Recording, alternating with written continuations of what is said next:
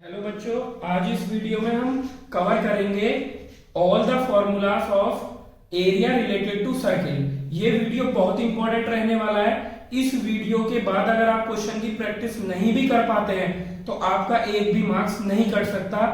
ये फॉर्मूला और conceptual video है जो कि एरिया रिलेटेड टू सर्किल को कवर करेगी। तो सबसे पहले जो सर्किल में पैरामीटर होता है वो एक ही होता है, that is the radius of circle. तो जितने भी हमारे सारे फॉर्मूले होते हैं वो रेडियस की टर्म्स में होते हैं। तो शुरू करते हैं। सबसे पहले दिस इज द सर्कल, और जो रेडियस होती है हमारी वो क्या होती है कि सेंटर ऑफ द सर्किल से और पेरीमीटर तक का जो डिस्टेंस होता है वो फिक्स होता है, यानी ये रेडियस है। और रेडियस का डबल कितना होता है, डायामीटर, यानी जो लॉन्गेस्ट कॉर्ड होती है बच्चों वो होती है हमारी डायामीटर। ये भी हो गई आर, तो ये पूरा डायमीटर, यानी सबसे पहला फॉर्मूला जो आता है आप नोट करते रहे कि जो रेडियस होती है वो होती है डायमीटर अपॉन 2। फर्स्ट फॉर्मूला ये आपको पता ही है, या डायमीटर को बोल सकते हैं ट्वाइस ऑफ रेडियस, यानी फॉर्मूले ट्रांसपोजिशन करना आपको बहुत बेहतर से आता है। केवल हम यहाँ पे फॉर्मूले डिस्कस करेंगे। First formula. सेकेंड फॉर्मूला आता है बच्चों, what is the perimeter of the circle.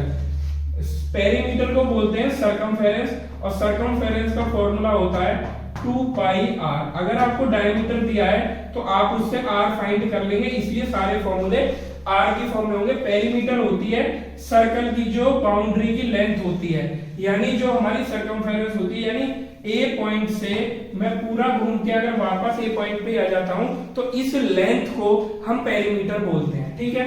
Number third, area of the circle.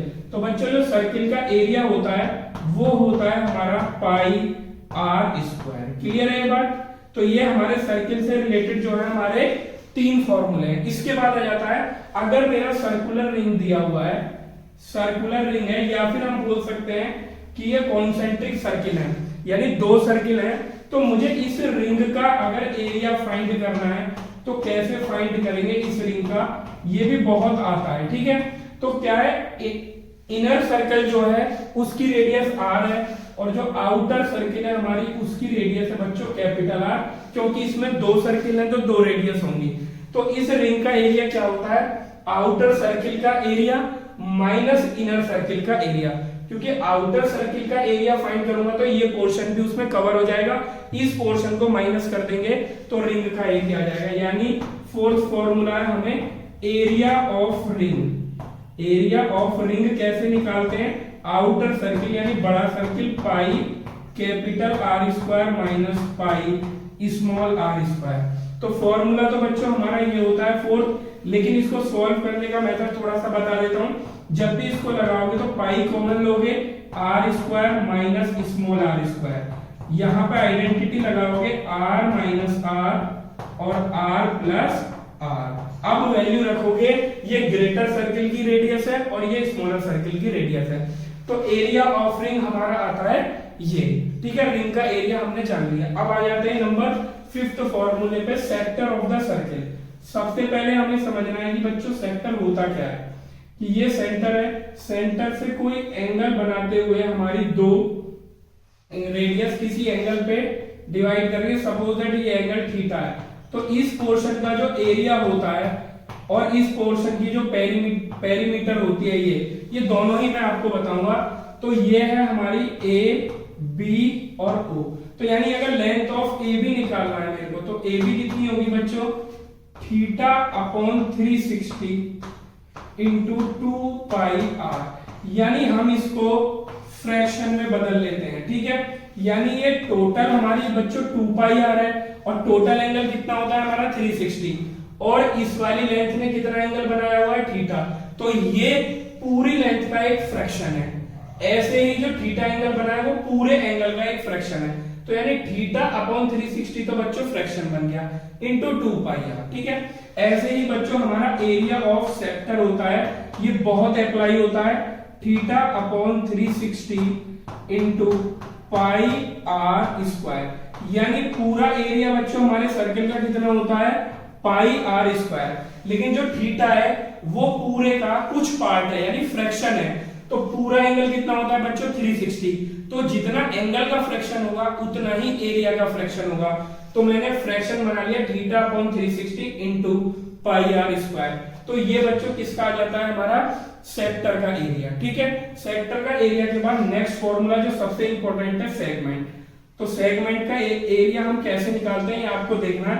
सबसे पहले सेगमेंट समझना है कि होता क्या है कि सेगमेंट को अगर मैं यहां से ज्वाइन कर दूं ये, तो ये जो बन रहा है बच्चों ओ ए बी, ये जो शेडेड पोर्शन है बच्चों ये हमारा सेगमेंट होता है। ये क्या होता है हमारा, ये बात की बच्चों सेक्टर की, और अब बात आएगी सेगमेंट की। किसकी बात आएगी, सेगमेंट की।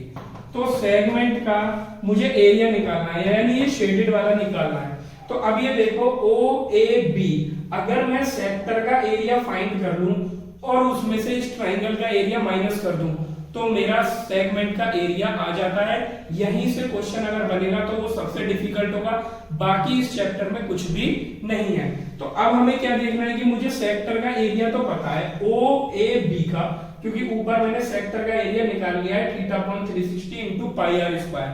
उसमें से मुझे ट्राइंगल का माइनस करना है। तो मैं आपको ट्राइंगल का एरिया बता रहा हूं, उसको आपको लिखना है। अगर ये एंगल बच्चों थीटा बना हुआ है, थीटा की वैल्यू कुछ भी हो सकती है, तो पहले मैं लिखूंगा area of triangle O A B. O A B का एरिया कितना होगा बच्चों 1/2 आर स्क्वायर साइन थीटा। इसको याद रखना, ये केवल और केवल ट्राइंगल का एरिया है। अभी सेगमेंट का एरिया नहीं आया, केवल ये ट्राइंगल का एरिया आया है। और बच्चों इसमें आर क्या है, रेडियस ऑफ द सर्किल। लेकिन अभी मुझे किसका निकालना है, मुझे एरिया निकालना है ए बी। इसमें कुछ पॉइंट ले लेते हैं बीच में सी और डी, यानी मुझे निकालना है ए सी बी डी, इसका एरिया निकालना है। या फिर डी अगर आप हटा भी दोगे तो भी किसका एरिया निकालना है, ए सी बी ए का एरिया।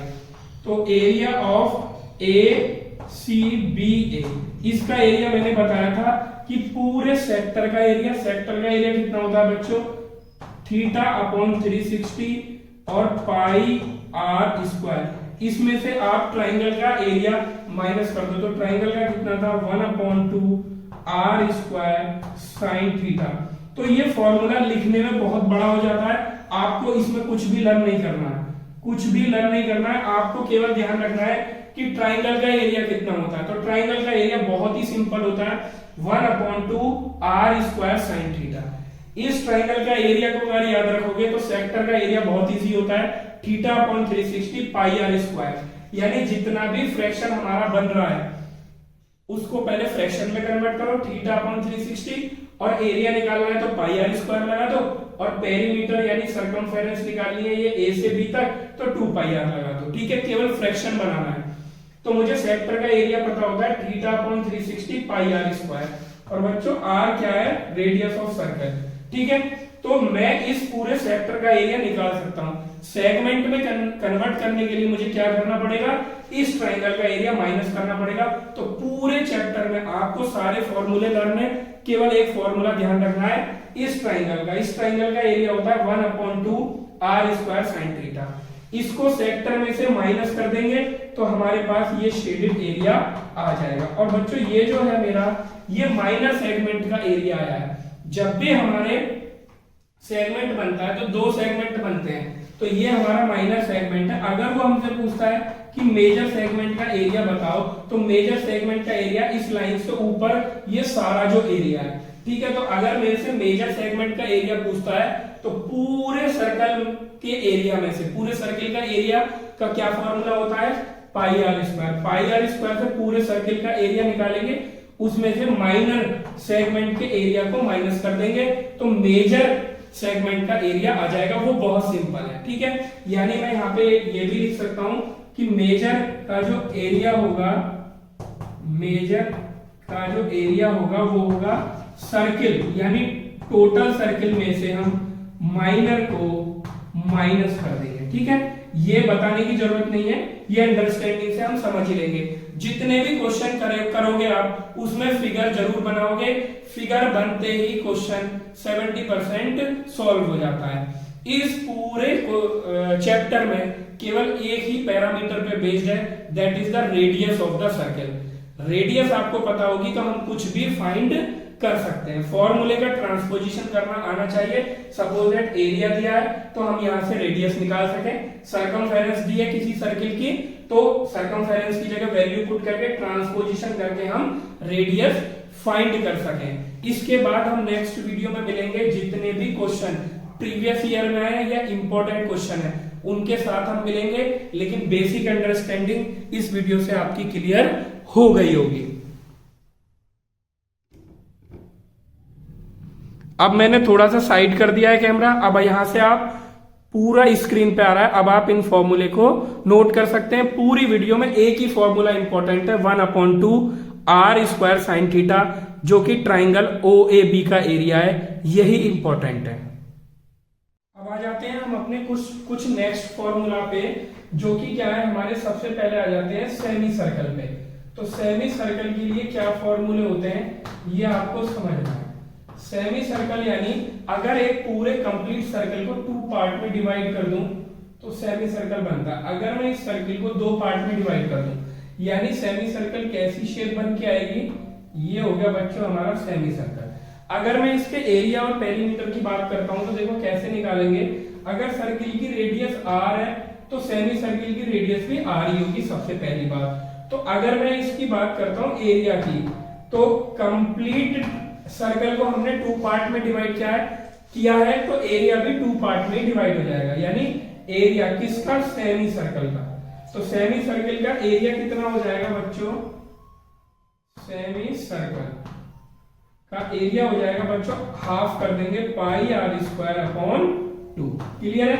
अब आ जाते हैं सेमी सर्कल की, अगर मेरे को पेरीमीटर निकालनी हो, सेमी सर्कल की अगर मेरे को पेरीमीटर या सरकमफेरेंस निकालनी हो, पेरीमीटर बोलना चाहिए इसको, पेरीमीटर वो कितनी होगी। देखो ये बहुत टेक्निकल है, इसको समझना है। कई बार बच्चे क्या कर देते हैं, जो सर्किल की पेरीमीटर होती है उसको हाफ कर देते हैं, क्योंकि सर्किल का हाफ ही तो होता है ये सेमी सर्कल, तो हाफ नहीं करनी है हमें। अब देखो ये पूरी बच्चों हमारी 2πr² है, तो हाफ जब मैंने कर दिया तो यहां से यहां तक की जो ये लेंथ है ये बच्चों πr होती है।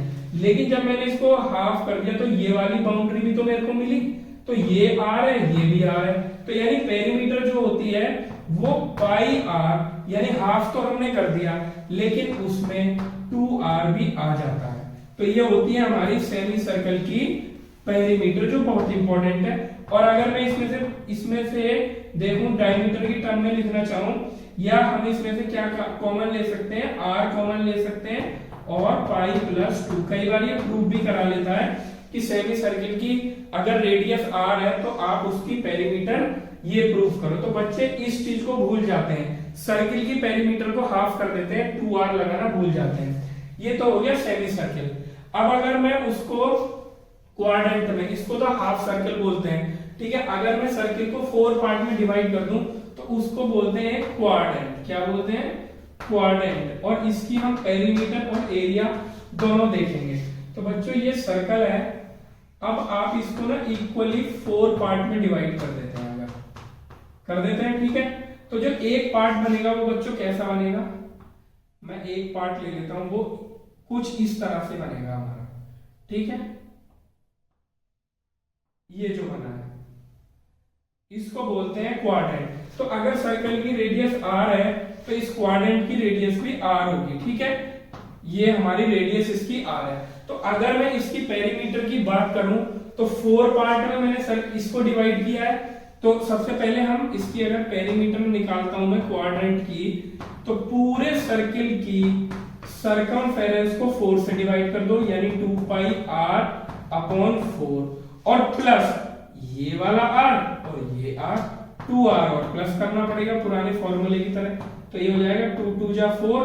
तो यानी अगर मैं इसकी स्टैंडर्ड फॉर्म देखूं πr/2 प्लस 2r। तो देखो कोई भी फॉर्मूला तुम्हें याद नहीं करना है, मैं खुद डिवाइड कर रहा हूं, तो इसलिए एरिया रिलेटेड टू सर्कल में डायग्राम मस्ट है। अगर आप डायग्राम ठीक बना लेते हैं तो क्वेश्चन ठीक होगा। अब बात करते हैं इसके एरिया की। पेरीमीटर तो बहुत रेयर पूछता है, एरिया बहुत पूछता है क्वाड्रेंट का। तो क्वाड्रेंट के एरिया की अगर मैं बात करूं तो पूरे सर्किल को कितने पार्ट में डिवाइड कराया हमने, 4 पार्ट में। तो एरिया को भी आप 4 से डिवाइड कर दो। पूरे सर्किल का एरिया होता है πr² और डिवाइड बाय 4, ठीक है। तो ये हम एरिया ऑफ क्वाड्रेंट हमने निकाला, ठीक है। ये पेरीमीटर हो गए, ठीक है। इसमें एक चीज आपको ध्यान रखना पड़ता है, अगर ऐसे ही क्वाड्रेंट सेम रेडियस के हमारे दो हैं तो दो क्वाड्रेंट मिलके क्या बन जाएगा बच्चों, सेमी सर्कल बन जाएगा। अगर मैं इधर वाला क्वाड्रेंट भी इसमें ज्वाइन कर दूं तो ये क्या बन जाएगा, सेमी सर्कल। और अगर चार क्वाड्रेंट दिए हुए हैं हमारे तो चारों क्वाड्रेंट मिलके क्या बन जाएंगे, पूरा सर्किल बन जाएगा। तो चारों क्वाड्रेंट का अलग अलग एरिया ना फाइंड करके हम एक ही सर्किल का भी फाइंड कर सकते हैं, क्योंकि इस टाइप के क्वेश्चन आपको करने के लिए मिलेंगे।